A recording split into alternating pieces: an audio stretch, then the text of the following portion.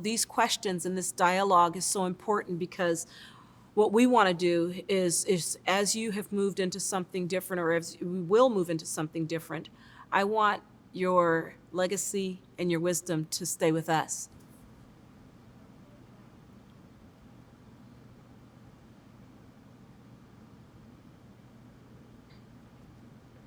What is your greatest accomplishment of your career, and what is the impact of that accomplishment? I remember when we moved into this new police station in May of '08, one of my commanders at the time said, Chief, this is going to be your legacy, this building. And I told him, I don't want the building to be my legacy. I want the people inside the building to be my legacy. The most important thing we do is who we hire, because it not only defines this agency now, but it defines us in the future. Because out of that are the people that will be promoted long after I'm gone. What does reimagining public safety look like to you, and how will training accompany this vision? What it means to me is being more collaborative as law enforcement agencies around our state, along with our community, along with our mental health professionals, the prosecutors and defense attorneys, where we have better conversations and we start really talking through every case. I don't want law enforcement to try to solve every problem, because that's not what our job is. We are problem solvers, but there are problems that we need to bring other people into. Mental health professionals, I would want to be able to call them, and we have that good relationship that we can end a bad situation peacefully, whereas no one has to be hurt. I don't want the officer hurt. I don't want community members hurt. And sometimes a person is simply having a crisis, and our words can change it either to the worse or for the better. And how do we do that? I see more listening than talking, and I see more just working together, even across jurisdictions, working together and being more positive about our communities and really being a part of the community. What does effective community policing look like to you? And what would that provide to your community? I think that's where every contact that every police officer within your agency, they have an opportunity to either be a positive reflection or a negative reflection, right? You have to be engaged. You have to be everything to everybody all the time. You have to be responsive, and you have to be connected. People talk about treating people with dignity and respect. And I tell police officers we treat people with dignity, respect, and fairness, because that's the other prong that's equally important. We instituted a cadet program so that we could grow our own police officers here. You get them pre-qualified, and then they have an opportunity to work within the different units, different divisions, but they're homegrown. They have a connection here because it goes back to that true feeling and belief that the people are the police and the police are the people. So here's a good question for you, Director. What are the most difficult or satisfying parts of your work, and why? Every time we have a new class come in, and every time we have a class graduate, and every time I run into recruits in the hall and see their enthusiasm and their excitement and their fear and their stress, I am so excited about our next generation of law enforcement. I have an opportunity to greet each class within the first couple of weeks of them coming here.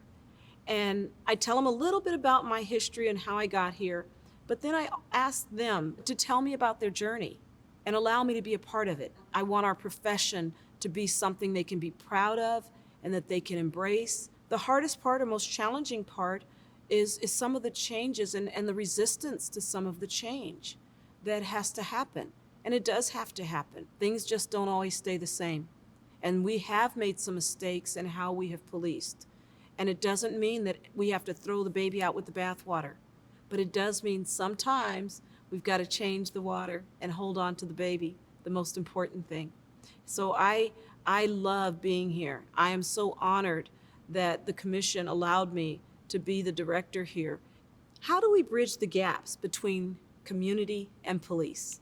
Trying to listen and trying to bring people together, and more importantly, having not just communication, but effective communication, right? We had several different protest groups here in the Tri-Cities that were really in conflict with each other. And we had, through some various contacts, the ability to reach out to all three of the informal leaders of the three various groups. And I explained to the command staff, I said, let's invite all three of them to the Kennewick Police Department, and I'll buy pizza for lunch. And they all kind of looked at me like I had lost my head. And lo and behold, all three groups accepted, and I ended up with more people than I expected. And we ended up with about almost a 3-hour meeting, and there was a lot of frustration, a lot of strong feelings that were expressed.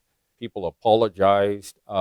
People came together. It's that effective communication and the willingness to, at times, put yourself out there. So what kind of skills do we need to make community policing work, and what kind of skills on both sides, police officer and community? I think the two things that just resonate with me right off the get-go is number one is trust, right? But you have to have people that truly want to make a difference in their community. And I'll give you an example of that. We have an area that goes from 4th Avenue to 10th Avenue. It's a 6-block area. We've got about 1,000 middle school kids right in that area. Several years ago, we decided we wanted to try to build a Boys and Girls Club right in the heart of that area. We raised $4.3 million in about 92 days. And we have a beautiful Boys and Girls Club. If you want your officers to be engaged, then you have to set the tone, right? You have to set the example. One of my first cadets, when we started our cadet program, this young man grew up in a Boys and Girls Club. And he has, since he's come on to the Kennewick Police Department, he's very active in our local Boys and Girls Club here in Kennewick because he knows that it made a difference in his life. What is the one thing you want to achieve this year more than anything, and how can you make this happen? I would like to bring law enforcement and community to a place of great communication and collaboration, where we can have disagreements without being disagreeable. We can talk openly about some of the concerns we have about, like community has concerns about some of our training or some of the laws, and law enforcement have concerns about how they think, and this is a generality, but how community feels about them. I want to see community participate in graduations, meaning coming in and being a part and seeing what graduation looks like, and maybe even have a community member speak to our graduating classes about how they can make a difference in their community. I want to bring us together. I want to collaborate. I want to have conversations. I want to disagree. I want us to gain better understanding of one another, because we really are, if we're doing this right, we really are a part of our community, but we have to start behaving that way.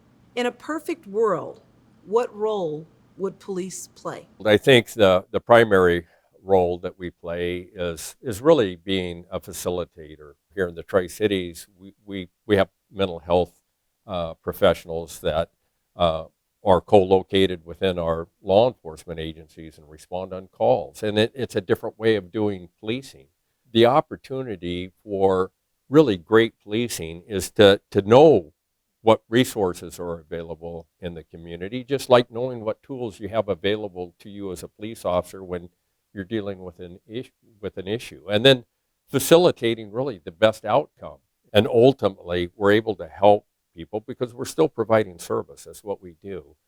And it's a win-win for our communities. How would you like to be remembered as a leader, and what is your legacy?